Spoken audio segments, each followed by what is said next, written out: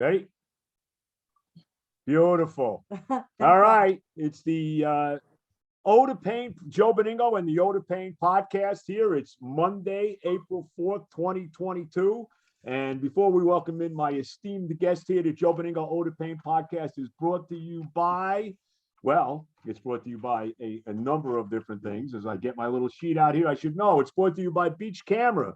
It's brought to you by the Hackensack Brewing Company. It's brought to you by KZ Sports Marketing and by Anita Discount Tire. I am honored to welcome in one of the great right-hand hitters of all time, certainly one of the great right-hand hitters of the last 30 or 35 years, and that is Albert Belle out in Arizona. Albert, how are you? Welcome to the program. I'm doing pretty good. How you doing? I'm doing good. You know, before we even get started, I got to show you this. I got a little, here you go, Albert. I have the Albert Belle bobblehead doll. I just want you to know, there it is. Okay. I think this is from the 95 season when you had that unbelievable year. So there you go. Yes. You're immortalized down in my wonderful basement down here. I got a little sports museum and you're part of it, and deservedly so.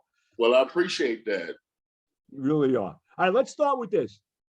Your thoughts, Thursday's opening day. We had the lockout for a number of months in Major League Baseball.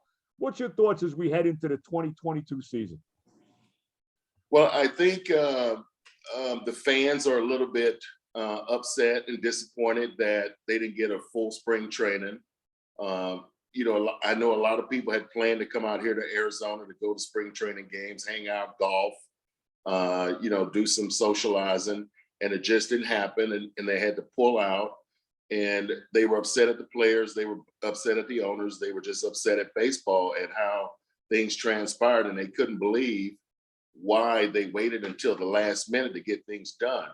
When the season ended, they thought they should have been, start negotiating, November, December, and try to get this thing worked out and, kind of build some momentum and get the people excited for a full spring training. And the thing that I've noticed with this 3 weeks of spring training, the way the baseball player is built now, he's not even ready after 6 weeks of spring training. So I don't know how the players thought that they were going to be ready in 3 weeks of spring training. And you watch, it's going to be a bloodbath with the number of injuries. But if I were a minor league player right now, I'd be excited because I know at some point soon I'm going to be playing this season. Plus, the minimum wage went up. So they're going to get a higher salary. They're going to get a service time and a chance to take somebody's position because most of these players are going to just go down on injuries. Well, we're seeing already here in New York. You and I talked about this a little off the air the other day. Jacob deGrom, already he's going to be out at least a month. Max Scherzer with the Mets has a hamstring injury. He's questionable, I guess, for opening day on Thursday. I guess that's still up in the air. So, we're already starting to see that kind of thing happen, Albert. Well, you know what? The way deGrom's situation has transpired, I would probably put him down for being out for the whole year. It's just, really? Wow. I can't, when it's time for this guy to step up, when there's these high expectations, he comes up with these injuries and he just does not perform. Yes, he has some nice statistics. He has a nice run, but, now this is the year where you got an owner that's going to spend some money. Yep, and he wants to win real bad. But now, you're looking at your ace and he's already going to be down for at least, I think he can't throw for another 4 weeks, which is going to set him back pretty much the first half. And I'm sure there's going to come up another setback along the way. So he's pretty much, I would just go ahead and count him out for the rest of the year. Wow. But the one thing I have an issue with is I think he has an opt-out at the end of this year. He does. And the thing about it is, if he misses the whole year, somebody's going to be crazy enough to give him like even more money. The same thing they did with Chris Sale in Boston. He pitches, he gets hurt, and then Boston gives him this big extension where he's making 30 plus, and now he's done. So, the people that are making baseball decisions, some of these guys, because they're listening to the sabermetrics and this analytics, they're making bad decisions. Because if you go look at, these guys' records and performance, I wouldn't be paying these guys who can't make starts. I mean, if you go look at the Dodgers, Right, right. You can pretty much pencil Kershaw is going to probably pitch April and May, and then in June his back started hurting, and then he's ready for his summer vacation, and then he may show up August, September, and even last year he didn't even try to pitch in the playoffs. Let me ask you this. Okay. Now I go way back. I'm even older than you, Albert, so I go back I started watching baseball back in the 60s. So I saw Sandy Koufax, I saw Drysdale, I saw Marichal, Gibson, Seaver, obviously Seaver, I'm a Met fan, was, always one of my guys, growing up. I saw all these great pitchers. These guys pitched like 300 innings a year. Why is it now, with all the technology we have in medicine and all that we constantly see guys get hurt? Where back in those days, these guys pitched all the time, Albert. Well, I think the mindset, these guys aren't mentally tough. There's a lot of athletes across all these sports, they just aren't mentally tough. When things go bad, the team kind of cuddles them and kind of babies them. And then they just kind of feed off of that. And it was like, wow, okay, if I can, play half the games and get paid twice as much, I'd be doing it too. It's just, back in the day, you had a manager and trainers like, okay, what are you doing?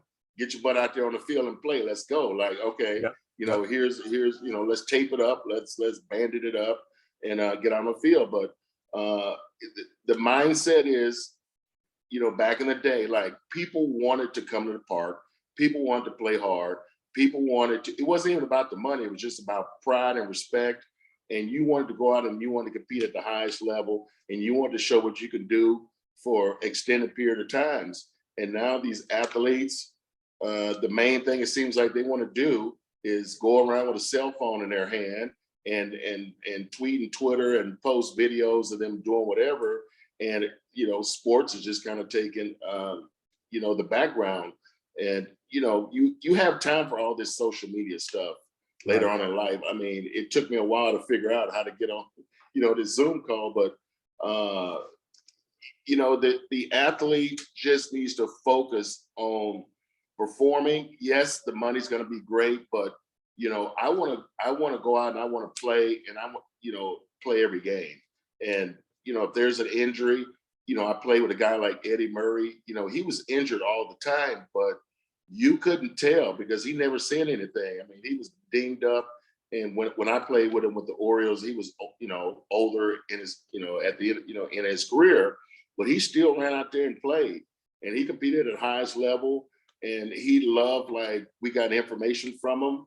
And now, they don't even want these older players around the ballpark to give out information, to share stories, and to pass what we learned, to pass it on to them. And it's just a shame that baseball has allowed this.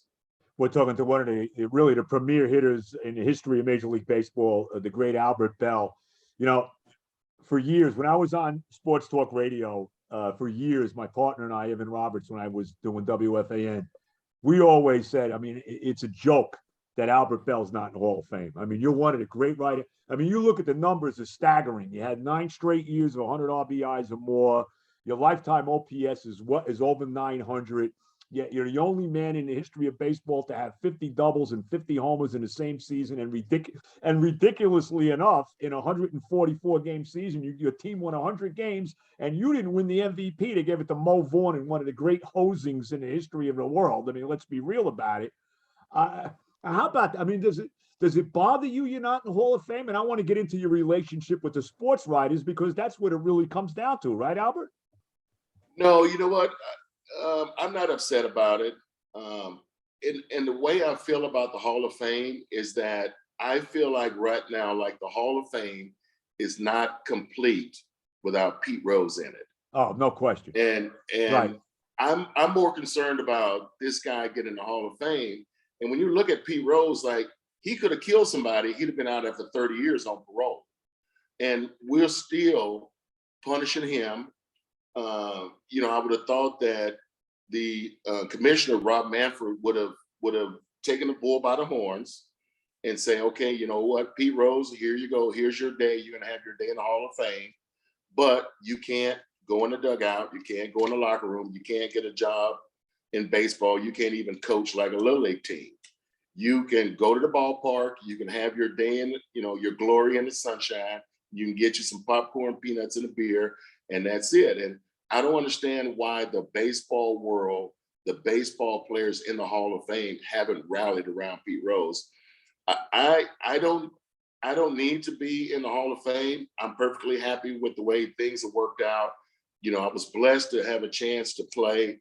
I remember when the year I was drafted, when Bobby Cox was the general manager of the Braves, and he said that he would fire anybody who drafted me. And when I heard that, I was highly motivated. And I put that sticker on my wall in my mirror every day, and I use that as motivation. And then it turns around, I got drafted in '87, turns around in the 1995 World Series. Yep. I come up to bat with the game on the line. He has one of his best relievers, right-handed reliever in the game. He intentional walks me to get to Eddie Murray, the future Hall of Famer. So that makes me feel great, is that even though he didn't like me at first, but then when he came face to face, he had to respect me, and he walked me and he pitched around me in the World Series, and they ended up winning the World Series. So to be able to be motivated and say that people said I would never make it to the major leagues, and to turn around and to make it and to have a career, that's the satisfaction that I want. So if they want me in the Hall of Fame, it'll be great. If not, I'm perfectly fine. I'm busy here at the house. I'm raising 2 high school daughters, and I have a younger daughter in junior high, and that keeps me busy. But I'll try to watch as much baseball as I can this year. But it's going to be a bloodbath, because now I think they're going to be playing 9-inning double hitters. Right. Yeah. And those guys struggled last year just to play 7-inning double hitters. So and then the extra inning, they threw out it's going to be back to the old regular extra inning. So it's going to be a long, grueling season for some of these players, and there's going to be a lot of players just watching from the dugout on the injured list. When I watched you play, all right, I always felt this with you. Not only were you a great hitter, but I always felt you played with a football mentality. I'm a big football fan. I love the NFL. I'm a big football guy. And I always felt, like you said, you played, 100, 150, 160 games a year, whatever it was. And you played with that, you were tough. You played with that toughness. You think that's lacking in baseball now, right? You think that there's not the toughness it was back when you played? No. I've, back growing up, I got this toughness because my brother and I, we were one of the youngest kids in the block, on the neighborhood block. And, if we wanted to play sports, and back then in Louisiana, it was you play football, then you roll into basketball, then you roll into baseball. And in order for us to play with the oldest kids, we had to take bumps and bruises. And this was when, you had you play touch when you're on concrete, but then if you get to a little grass patch in the front yard, it was tackle. Right. So sometimes you didn't get tackled on the grass, and you end up falling on concrete to get bumps and bruises, and you had to show your toughness, and you had to hold back the tears, because the kids would tease you, like, I know you're not getting ready to cry. Really? I tackled you on the grass, but we know I got tackled on the concrete, but those kids developed the toughness, and I just developed that all the way. And I just enjoyed just playing every day. In Louisiana, you can get outdoors, you play from sun up to sundown. That's what we did, every chance we get, when the street light came on at night, every kid had to go home. It was dinner time. You hit the books, and then you're just ready to play the next day. So I think the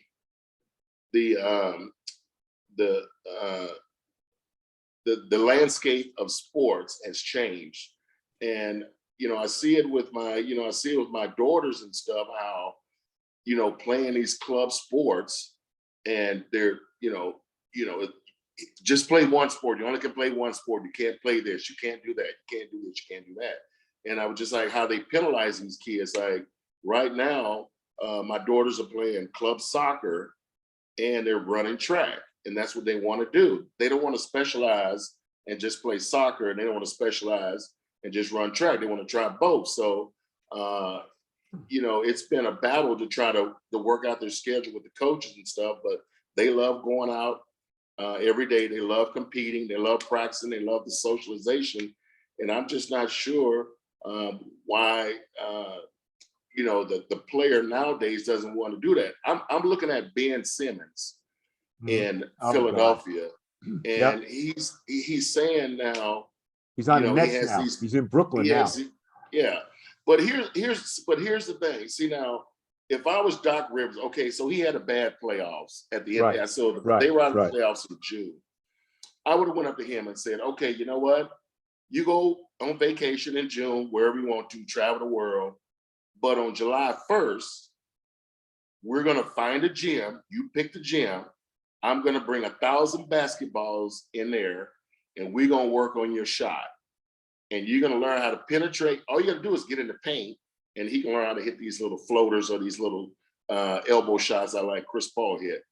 And every day, he's going to put the ball up 1,000 times. Now, he's the coach, and I'm the owner.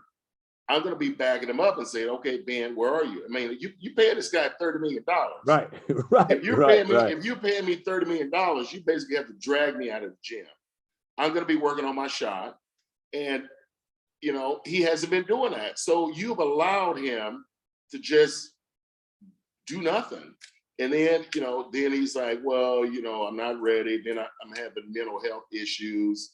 And I'm like, okay, so you didn't start having mental health issues until they start talking about your game, where everybody's talking about your game on social media, which you don't have a game. He didn't, he was a great athlete at LSU, but you could tell he couldn't shoot the ball. So they've allowed this to happen, which is the problem. But if I was Doc Rivers, he would have been in that gym July 1st, all the way to the first day of training camp, working on his game. And I'd be like, bro, you're not going anywhere but to the gym. You're gonna go home, you're gonna go to the gym, get your work in, hit the weights, and you're gonna be ready for next season. And I'm gonna make sure you prove everybody wrong that you can play. And the thing about it is, if Ben Simmons becomes a better shooter, just think what he would be doing with Embiid this year. They wouldn't have to trade for Harden. They would have had him out there, and they would have been a great team. They'd probably be running away with the East right now, but they've allowed him to sit on the bench, and then he was talking about he had a herniated disc in his back. I've had a buddy, I went to lunch with a buddy of mine with a herniated disc. I had to help him out of the car. I had to help him sit down. Like he could barely move. And then I'm watching Ben Simmons slam dunk, and I'm like, wow, okay, if you had a herniated disc, you're not gonna be slam dunking, you're gonna be barely walking. So this is what our culture and our society has allowed. And if you're a player, yes, I'll take advantage of it. I would certainly love to play 40 NBA games or 81 baseball games a year and make $30 million. It's the greatest job in the world. Yeah. Unbelievable. Now you're right about saying he still hasn't played since he got traded to the Nets. He still hasn't even played. And God knows if you're going to see him at all this year, Ben Simmons. I don't think you're going to see him at all, Albert. You're probably not. And it's a shame to the NBA because I'm pretty sure he's a great kid. He went to LSU, so every athlete that went to LSU is a great kid, right? Did you go to LSU? I went to LSU. Yeah. So okay. But I've heard he's a great kid, and it just and he needs to have that Russell Westbrook mentality.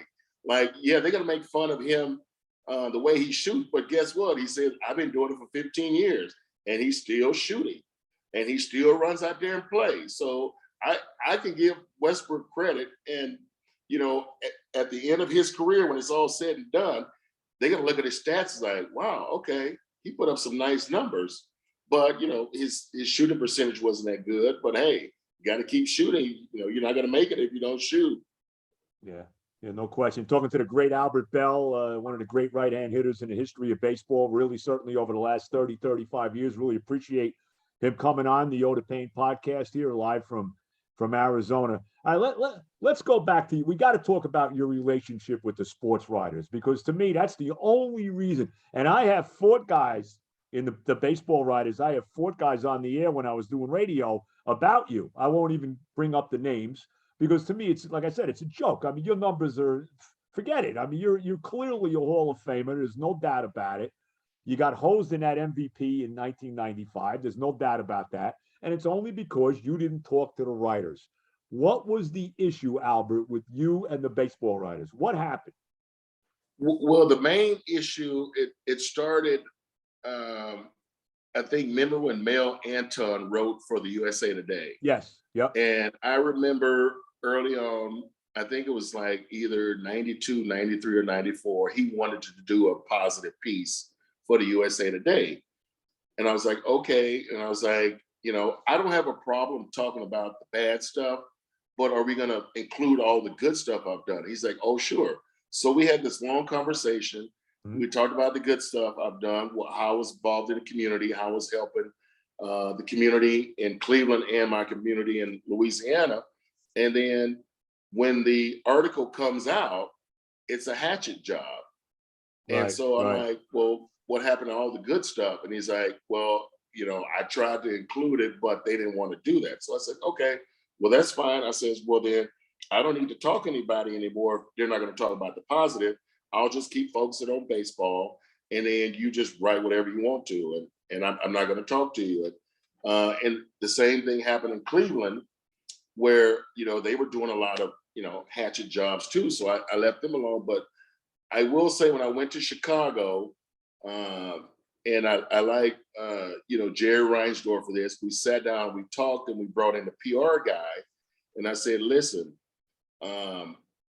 he says, like, is there like a happy medium when you're talking to the medium? I said, yeah, sure.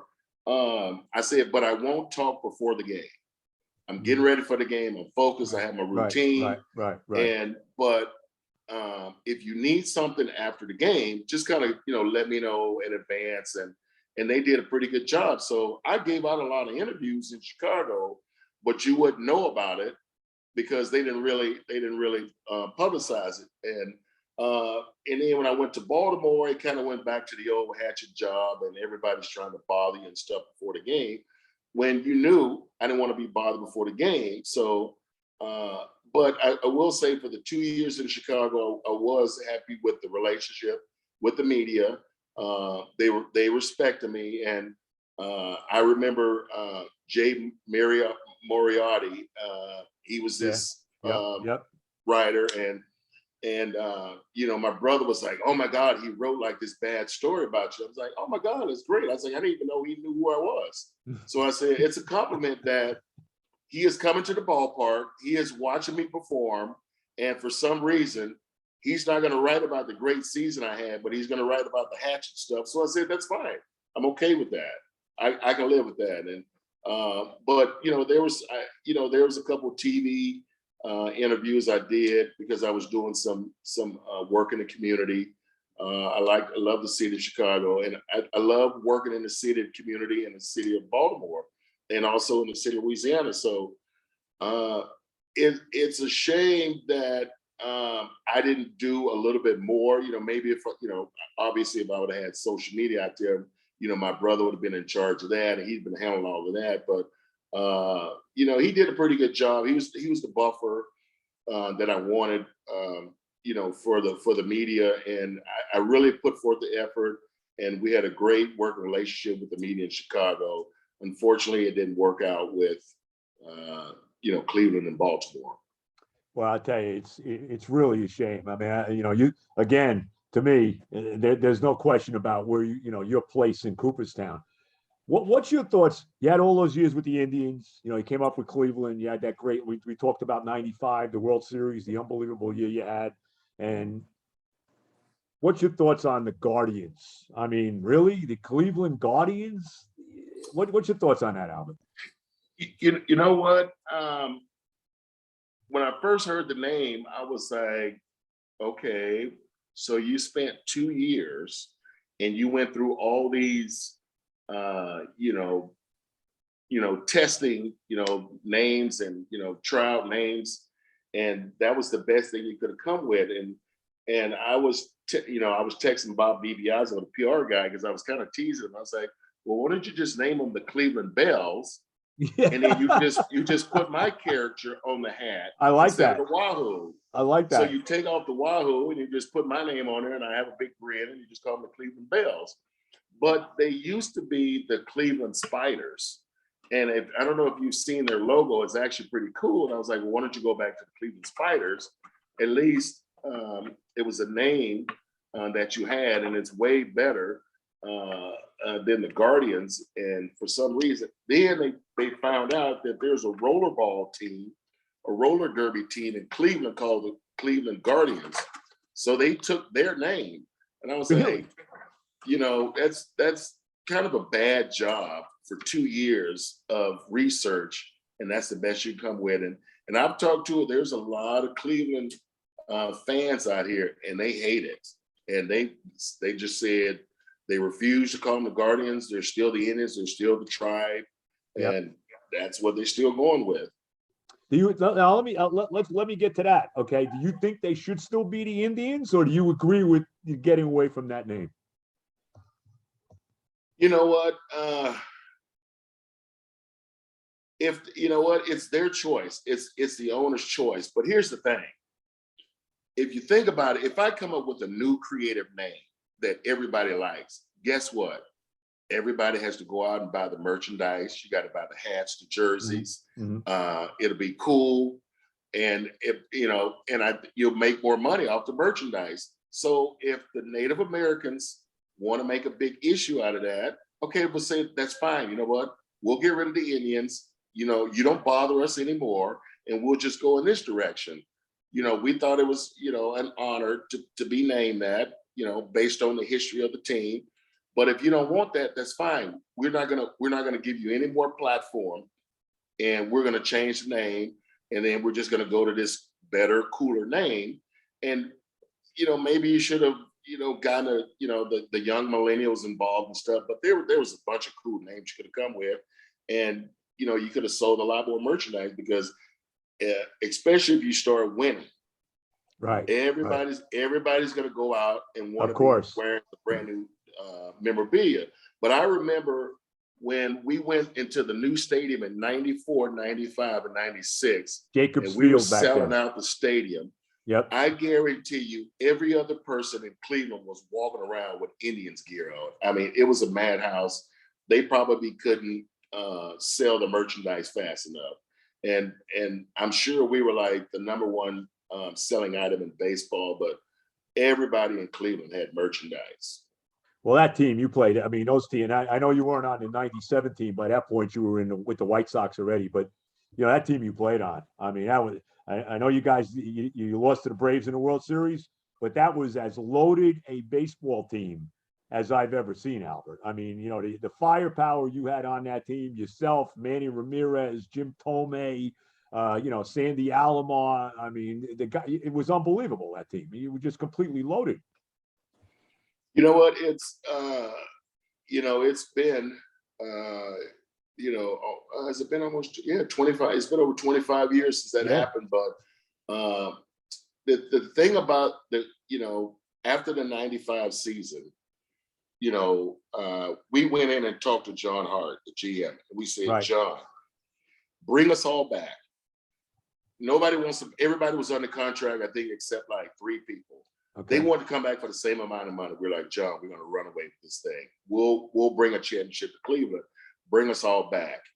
And he was like, no, I can't do that. We're just not writing blank checks here, and we're just not going to just give our money. We're like, we don't want more money. We want to come back for the same amount of money.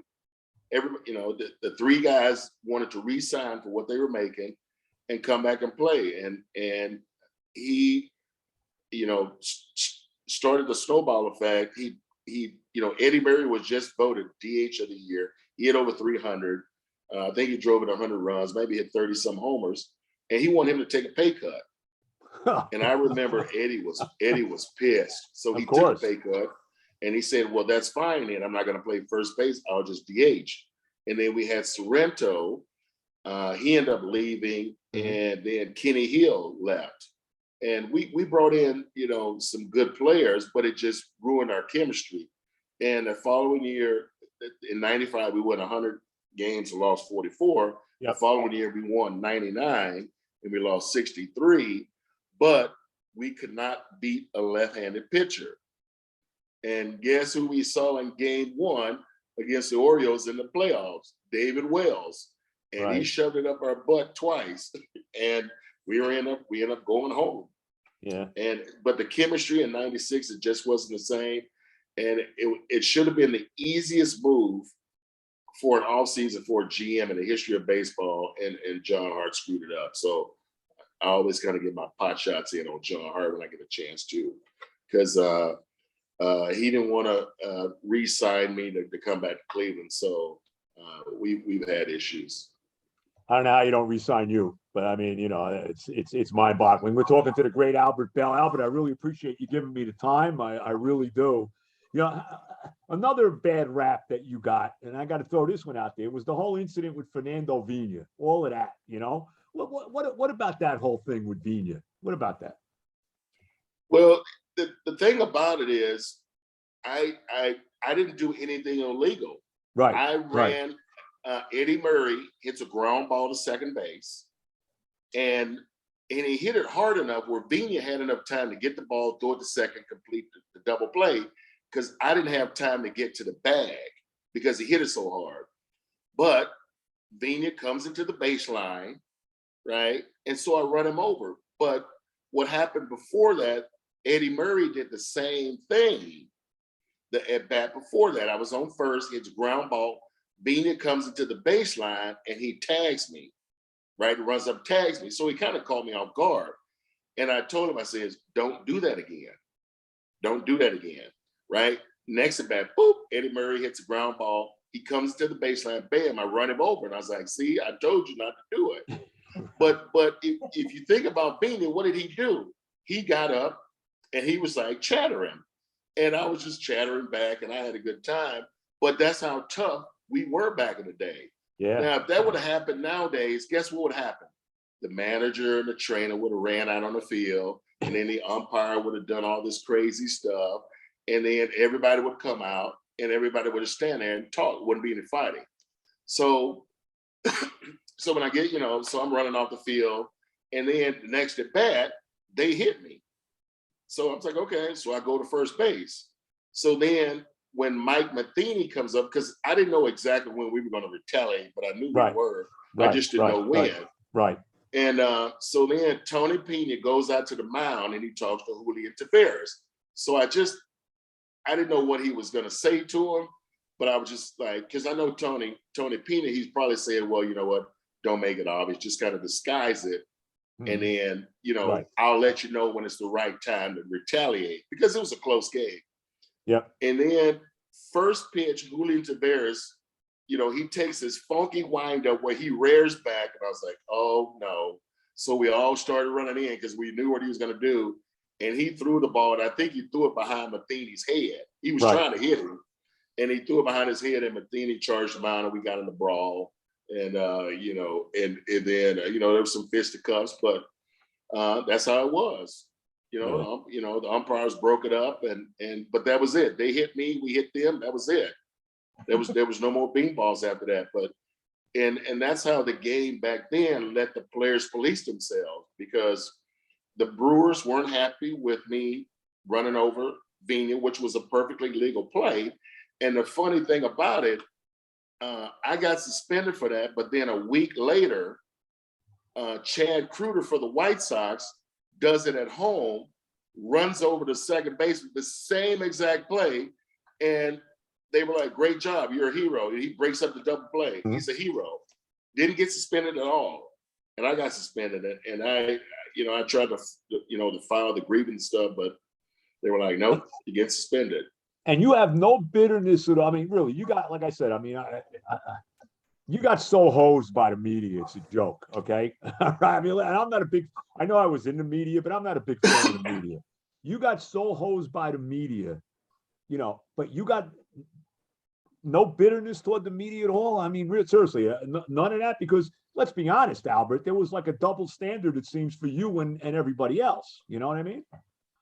Well, you know what? Here's the thing. Yeah, it infected, me getting possible endorsements, as I look back on it. But Definitely the Hall of Fame. Definitely. yes.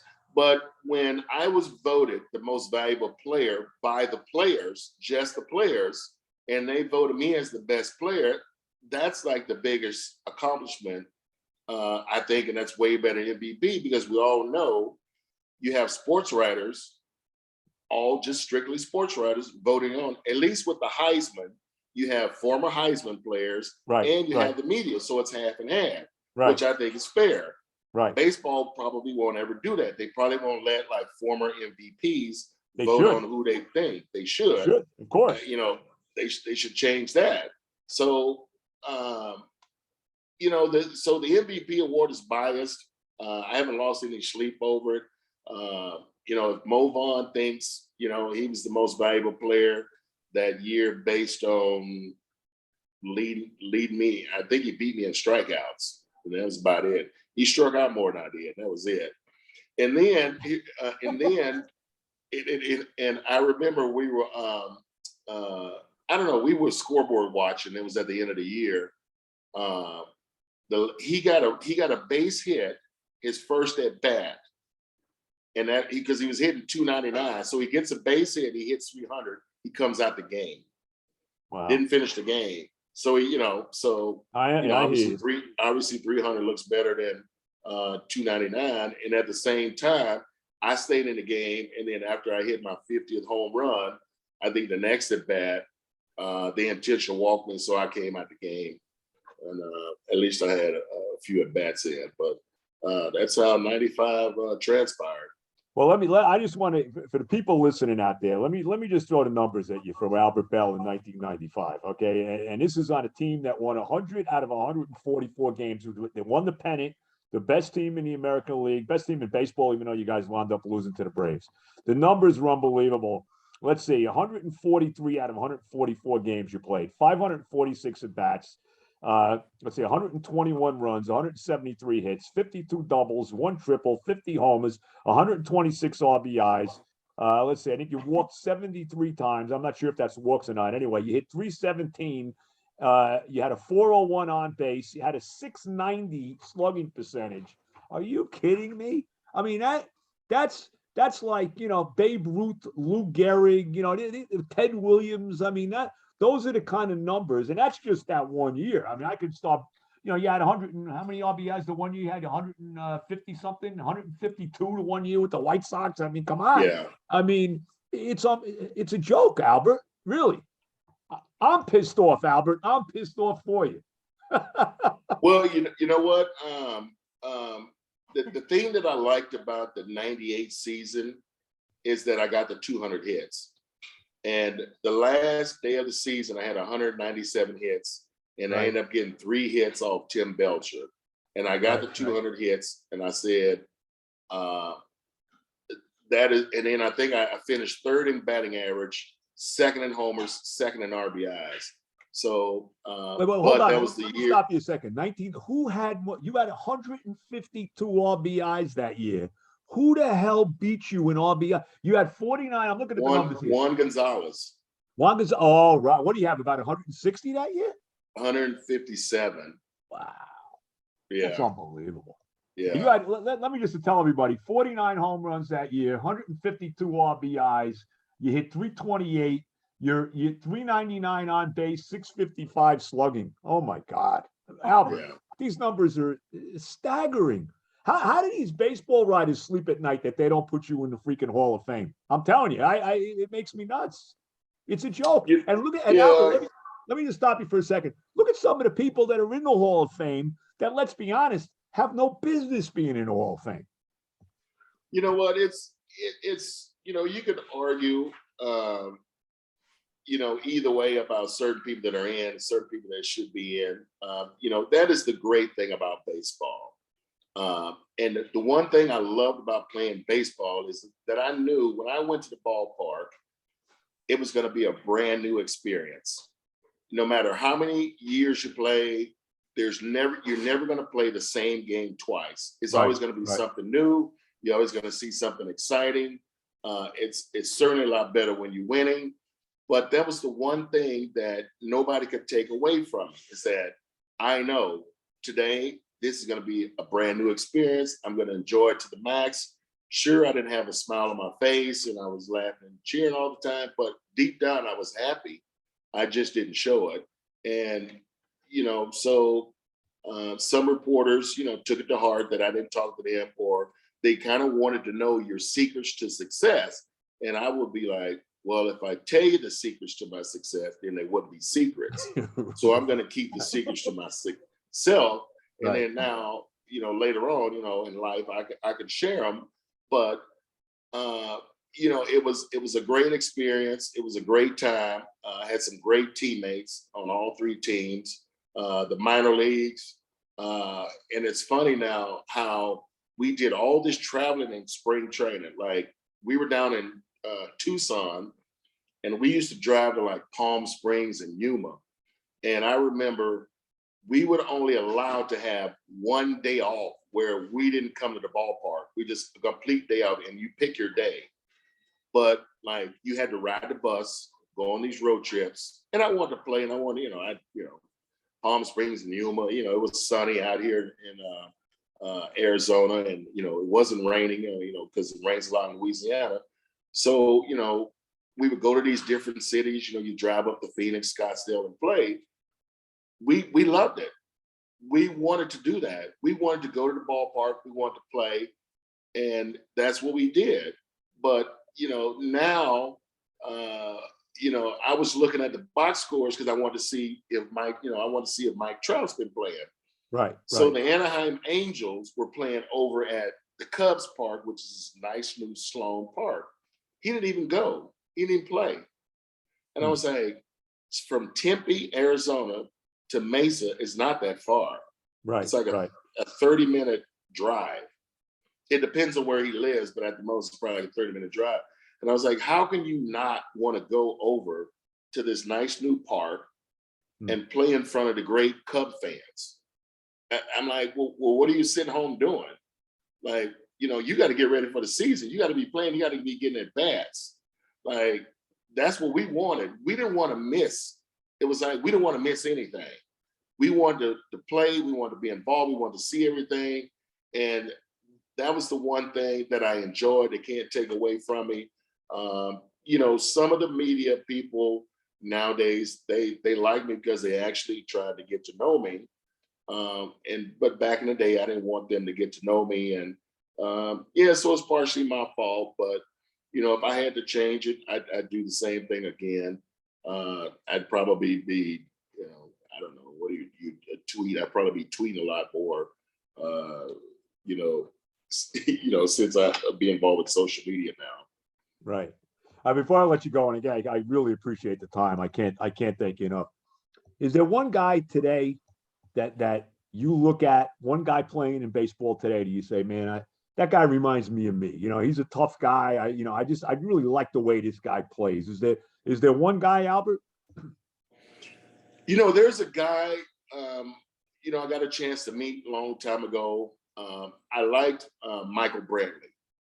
The guy hits 300. The Astros. Yeah. He puts the ball in play. He doesn't strike out a lot. He's a professional player, professional hitter, goes out, and they don't want to give him credit for being, hitting 300. It's like you're being penalized for hitting 300. I mean, if you look at the MVP voting, they were so concerned about Shohei Ohtani, pitching. And I'm like, okay, well, do they realize the last two wins of the season, he beat Baltimore and he beat Pittsburgh. But then when he had to come and face Oakland, they shelled him. But, he had this great record. He hit 260 something, he had a ton of strikeouts. And I don't even think he drove in 100 runs. And then I'm looking over at Vlad Guerrero Jr., who's about to win a Triple Crown. Yep. And he hit 3 something and he played 161 games. And they were like, oh, okay, well, he'll just split the votes with Simeon. And I was like, you got to be kidding me. There's no way I would have voted for Shohei Ohtani. Yes, it's phenomenal that he can pitch and hit at at the big league level and be successful, but I'd rather take Vlad Jr. hitting 3-something, driving in 100 and some stakes. It's funny. It's almost like before the season even started, it was going to be a foregone conclusion that Ohtani was going to be the MVP. As long as he played a significant amount of games, he was getting the MVP just because of the pitching and hitting thing. Yeah. Well, and also, I mean, I can see baseball perspective because they want the Asian population to be involved. Right. So that can reach worldwide. I mean, I can see that, but you just passed over. You just passed over Vlad Jr. Like, I mean, that Toronto team is going to be a scary team. Those young they're guys, loaded. It kind of reminds. They remind them of us in that 94, 95 season. Those guys can play, and obviously their sons are former ball players, so they have that Major League Baseball pedigree, and they just got to go out and execute. They're going to be forced to deal with this year. Yeah, no, I would agree. I completely agree. Again, we're talking to the great Albert Belle. All right, Albert. Last one, I'll let you go. I could go on here all day with you. And like I said, I really appreciate the time. The toughest, I don't know if there was any pitcher that was tough for you, but was there one pitcher out there that, gave you Albert, I got to go up against this guy today? Was there anybody like that when you played? I didn't have a lot of success against Pedro Martinez. Okay. Yeah. And sense. he had, when he pitched, especially when he came over to the American League, he had they gave him a big strike zone. So you had to be swinging. You couldn't be standing around with 2 strikes because, the umpire would get strike happy. So I remember I was 0 for 18. And my last at bat off Pedro, I got a base hit, right? And so he's kind of like looking at me and smiling, when I got the first. And I was like, I was about to say something because I'm like, bro, I'm just getting started. I'm 1 for 19. Now I got a batting average. I started off, 1 for 19 on a lot of pitches and ended up hitting 300. So I finally got a hit though. So I'm on the board. So I got a batting average. So, but I didn't want to acknowledge it, but it was kind of funny that he knew, okay, that was the first shit he got off of me. Okay, all right, we'll see how it goes. But I never faced him. That was when I was with the White Sox, and I never faced him when I was with the Orioles. But and the thing about it, those guys, the Pedros, Randy Johnsons, the Nolan Ryans, it was going to be a battle. They knew, and I didn't realize this until a buddy of mine brought it up. He said, I had the most at bats of Roger Clemens than any pitcher in my career. And I was like, oh, I didn't know that. And I love it. I love facing the best because that's what I want to do. I say, well, if I want to be the best, I got to hit the best. And I wished I would have had an opportunity to face that Brave staff more with those 3 Hall of Famers. That would have been great too. But to be able to I faced a ton of Hall of Fame pitchers. So to be able to have success off those guys, nobody can take that away from me. You bring up Clemens, and I got to be honest, as a Met fan, I never liked Roger Clemens. I mean, the whole thing with Piazza in the World Series and the bat incident and all that. But with that said, there's no disputing he's one of the great pitchers of all time. And Mike, what I'm getting at though, you're all for Pete Rose being in the Hall of Fame. Believe me, I am too. How about Clemens? How about Barry Bonds? How about A-Rod? How about Manny? How about these guys? Are you for or against the steroid guys getting in the Hall of Fame? Well, if you look at Clemens and you look at Bonds, whenever you think they started using PEDs, they were Hall of Famers at that particular point. Right. So, if you think they use PEDs, yes, it helps your recovery. Yes, it helps your performance. These guys were putting up phenomenal numbers in their late 30s. but you still, no matter what you do, you still have to go out and you have to execute. Right. So yeah, I would have loved to have faced, Roger Clemens throwing 90 miles an hour instead of throwing 96. That's a big difference. I would have loved to have faced a lot of pitchers, their velocities down. But you know what? Those guys had long careers, successful careers. You have to let them in. I mean, I certainly would allow Pete Rose in the Hall of Fame before them. Right. But, if you're going to let one guy in, you're going to have to let them all in. So you can't pick and choose. So, there's this little group of guys. They're all in the same boat. So you got to decide what you want to do. How about Manny? Last one. This is going to be the last one because I'm also a big fan of Manny Ramirez, just like you. A great right-hand hitter, one of the great right-hand hitters of the generation, just as you are. Should be in the Hall of Fame. The steroid thing is keeping him out. The writers didn't love Manny either. You were his teammate for a few years. How about you're laughing? How about Manny? Tell me about Manny a little bit. You know what? Manny was a great guy. I remember because we drafted him. He was out of I think Washington Heights, New York. Yeah, out of the city. Yep.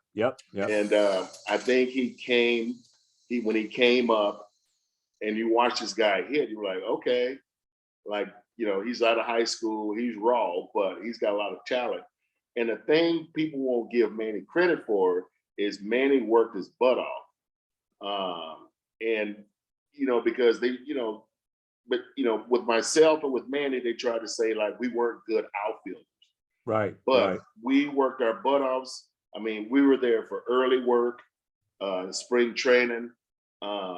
We worked our butt off after the games, whenever they and that's the thing I love about Davey Nelson, rest in peace. He's not here. He made sure, as the outfield coach and the base running coach, we worked our butt offs. Obviously. And even Kenny Lofton, where, he made everything look easy because he was a great athlete, but he worked his butt off too. And when we were in the outfield, we all had a system where we communicated.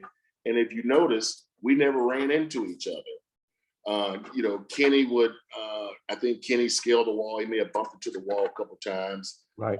But, we never ran into the wall and got hurt. It just, the way we played, we were in position. With the scouting reports and everything, and we worked hard and we watched how other hitters hit. And as a trio, we were a great outfield. Manny, I remember, pretty good. I don't know what he did after I left, but I know up until I was with Cleveland, until I left, he worked his butt off. Guys like Manny, guys like Jim Thome, we drafted him. They were raw talent, but they were eager to learn. To have a guy like, Eddie Murray and Dave Winfield around. You had Buddy Bell, infield instructor, working with Tony. So we were getting this information and we were putting it to use. And, it was information that they had learned, they were passing to us, which is what we want to try to do, to pass along to the players. But they don't want they don't want us around the park, but work hard and to get rid of this, stigmatism that we weren't good outfielders. We were pretty darn good outfielders, and obviously you could see he could hit from day one. Right. The guy could hit for average, he could hit for power, but he should be getting a lot more credit because he drove in some runs. I know. I think he broke my RBI record. In Cleveland, Tommy broke my home run record. I think 165 was his for Manny. Yeah. So if you can get, an RBI a game, and he did, obviously he had three extras. So that's pretty impressive. Yeah. Albert, you're pretty impressive. I'll tell you that, man. You really, I can't thank you enough. A tremendous interview. I really appreciate you giving me the time. What else can I say? Like I said, that when the day comes, when these guys finally wake up and realize the injustice that it is that you're not in Cooperstown, I want to be there. I want to be in Cooperstown when you get enshrined. I'll tell you that because God knows you belong there. So thank you so much for coming on. You're a hell of a guy. Really appreciate it. Thank you so much, Albert. Thank you so much. All right. Have a good day, man. All right. Take care. Okay. Take it easy. You be well. The great Albert Belle. Albert, thank you so much. All right, Joe Benigno with you here on the Ode to Pain podcast. Before I go, let me just get my my sponsors in here. Again, I want to thank them all. First of all, we'll start, of course, with the Hackensack Brewing Company. I want to thank them, as always, Mike Jones and all my friends over at Hackensack Brewing Company. 10 minutes off the George Washington Bridge, less than 30 seconds off Route 4 in Hackensack. The tap room's open 4:30 to 10 Monday through Friday, 2 to 10 Saturday, 12 to 8 p.m. Sunday, 78 Johnson Avenue in Hackensack, right behind the Tombstones. Check it out. We'll be doing another live podcast from there very, very soon. Also, Beach Camera, my buddy Isaac. I want to thank Isaac for all the support he's given me. They've been in business for over 30 years. They offer all the top brands, LG, Samsung, and Sony. Give Isaac a call, Beach Camera, 732-993-6385, 80 Carter Drive, Edison, New Jersey. Let him save you some money. Use code Joe B, $15 off your order of $100 or more at beachcamera.com. Also, Kenny Zor, my real good buddy, Kenny Zor, KZ Sports Marketing. Simply, he's the best. He helps me book guests. We've had Wesley Walker, courtesy of him. We will also have Marty Lyons coming up the Monday before the NFL draft. He's a great all-around guy, and he'll, even if he says so himself. Now, if you're looking to secure your favorite athlete or celebrity for any event, could be a charity function, corporate golf outing, in-store autograph appearance, give my real good friend Kenny Zor at KZ Sports Marketing a call. You can text him or call him directly, 516-996-7616, 516-996-7616. Or you can visit kzsportsmarketing.com. And finally, Anita Tire, Anita Discount Tire, Rivervale, New Jersey. My son Johnny, his boss Ari, go check them out. Westwood Avenue in Rivervale. You need tires, you need any service on your car, go there, tell them I sent you, and they will take care of you. So again, I want to thank everybody. Again, I want to thank my guest, Albert Belle. Just a tremendous interview with him. What a hell of a guy he is. And God knows he belongs in the Hall of Fame. We could go into this for hours. Everybody have a great rest of your week. And I will, of course, speak to you on Friday. My regular ranting going on Friday. Next Monday, I'm going to give you a little heads up here. Little promo. Next Monday, the sports pope himself, the one and only Mike Francesa, will join us on the Oh the Pain podcast. Have a great week, everybody. I'll talk to you on Friday. All the love.